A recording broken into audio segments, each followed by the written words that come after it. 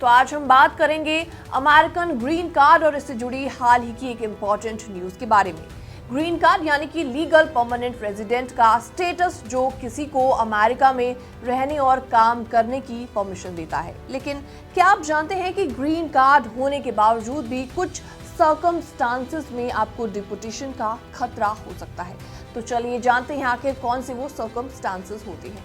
Hello and welcome, मैं हूं आपके साथ प्रेरणा कौशिक और आप देख रहे हैं एनबीटी इंटरनेशनल।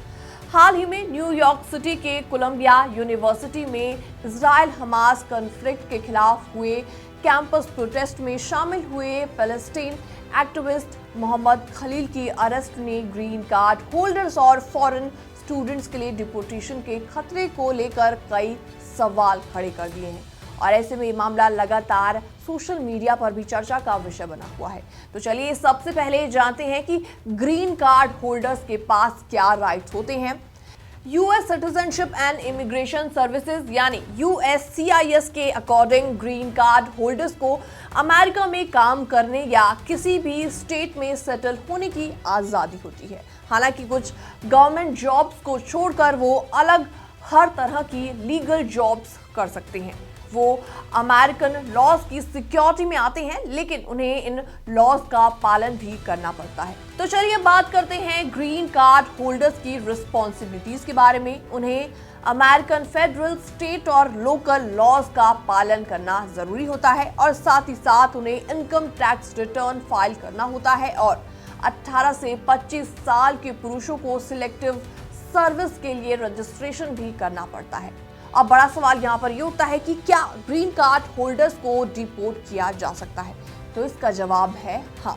अगर कोई green card holder serious crime करता हुआ पाया जाता है, किसी फ्रॉड में लिप्त होता है, नेशनल सिक्योरिटी को खतरे में डालता है या फिर बहुत लंबे समय तक अमेरिका से बाहर रहता है, तो उसे डिपोर्ट किया जा सकता है। हालांकि ग्रीन कार्ड कैंसिल करने का बेस आमतौर पर बहुत सीरियस होता है, जैसे कि मेजर क्रिमिनल एक्टिविटीज।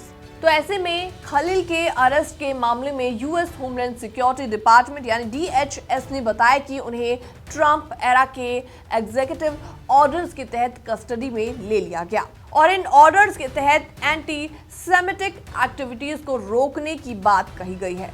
इस पर काफी कंट्रोवर्सीज हुई हैं क्योंकि खलील और उनके साथी प्रोटेस्टर्स ने कहा कि उनका मूवमेंट एंटी वॉर है, ना कि एंटी सेमेटिक। जी हाँ, और इस पूरे केस में कई बड़े सवाल उठ रहे हैं। क्या कॉन्स्टिट्यूशनली प्रोटेक्टेड प्रोटेस्ट या freedom of speech green card cancel करने का रीजन बन सकती है? इस पर लीगल एक्सपर्ट्स का मानना है कि पीसफुल प्रोटेस्ट या कॉन्स्टिट्यूशनली प्रोटेक्टेड स्पीच आमतौर पर ग्रीन कार्ड कैंसिल करने का बेस नहीं होता, लेकिन डोनाल्ड ट्रंप एडमिनिस्ट्रेशन के डिसीजंस ने इस पॉलिसी में शिफ्ट किया है, जिससे ऐसी आशंकाएं बढ़ गई हैं। तो अमेरिकन ग्रीन कार्ड एक बड़ी सुविधा है, लेकिन इसके साथ ही रिस्पॉन्सिबिलिटीज भी काफी ज्यादा बढ़ जाती हैं। अपने राइट्स और ड्यूटीज को समझना ऐसे में बहुत ज्यादा इंपॉर्टेंट है, ताकि आप किसी भी तरह की लीगल परेशानी से हमेशा दूर रह सके। फिलहाल इस रिपोर्ट को देखने के बाद आपका क्या रिएक्शन है, आपके क्या विचार हैं? आप भी हमें कमेंट सेक्शन के माध्यम से अपनी राय देना ना भूलें। बाकी वर्ल्ड से जुड़ी छोटी और बड़ी खबरें देखने के लिए बने रहिए एनबीटी इंटरनेशनल के साथ।